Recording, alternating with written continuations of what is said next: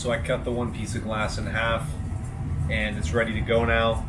So what I'm going to do is I'm going to throw on my 600 grit topper and we are going to preform these before I set them on the dop stick.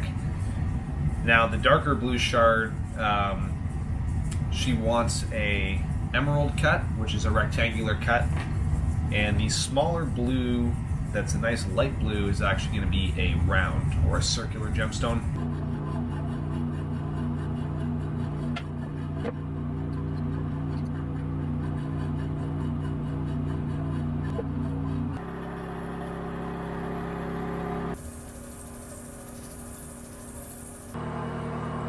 Alright, so I got this pre-formed in and I'm going to be doing the pre-polish right now.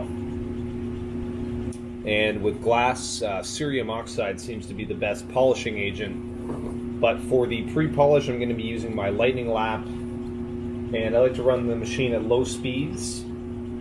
First piece of glass, the pavilion is cut. I have it in the dop transfer right now, transferring over so I can cut the crown.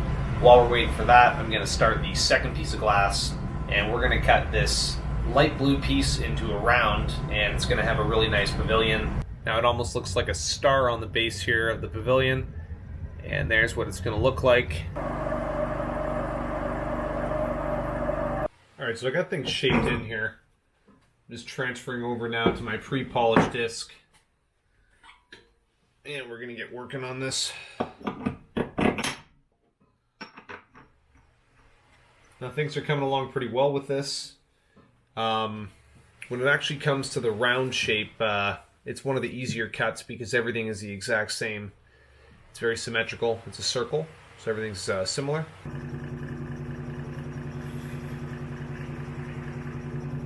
Alright, so moving along here, it went pretty good on the pavilion. Got the dop transfer done. Now we're going to focus up on the crown. And I got a few of the first facets around the perimeter done on this first row. And I'm now working on the second tier.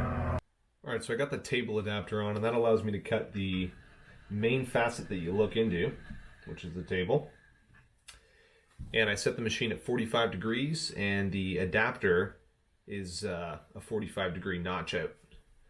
So when you cancel out 45 and 45, you get 0. And that's going to be a flat plane for the viewing window of the stone. Okay, so I finished the one piece here. And now what I'm actually going to do is she has asked me to cut a second one with what's remaining here. So I'm going to do another emerald cut. It's just going to be a little smaller. It's kind of interesting how the hue of blue actually looks a little different at this stage. A little darker when it's this thick. And then in the gem transfer, I have the pavilion cut on the smaller sky blue gem.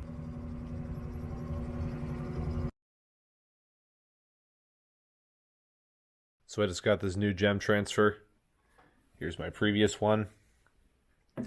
And I just decided that I wanted two. A lot of times I get tied up with something is glued on here and it takes time. It's 24 hours to wait. And if I have two of these, it really adds to the speed.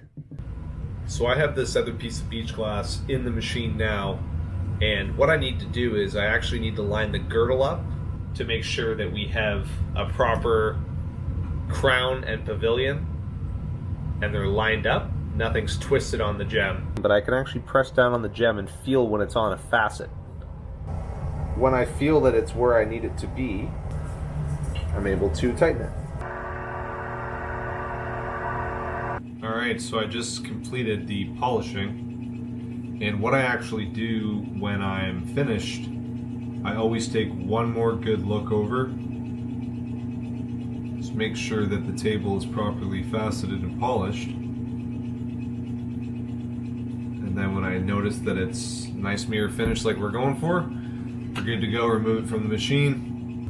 I just got the final stone of the 3 in the machine, and we're going to be cutting the crown now. And I just got the Colthine shirts in black in. I think they look pretty sleek, they're pretty fresh, and they're available on my website. So here we go. I'm going to throw my mask on. We're going to get right into this, and let's get these finished up so I can get the dimensions of the stones and we can start on the design of the ring. So once I get the stone cut, the only thing left is the table, which is the top of the gem. What I need to do is, I have the machine here.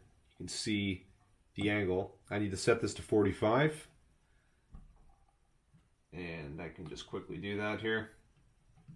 And once I set that to 45, I just have to put on the table adapter, which is an adapter that allows me to cut the gem at 0 degrees.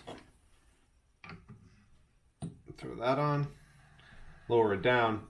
Now I've thrown on my master lap, and that is going to just make sure that this is completely parallel, completely flat. Now I'm going to take off the master lap, and I'm actually just going to cut this with a 1500 grit. 1500 grit cuts fast enough, but it's also going to make sure that we don't leave significant surface scratches. So let me just get this ready here, and we'll add a little bit of water and we'll be running the machine on low speeds.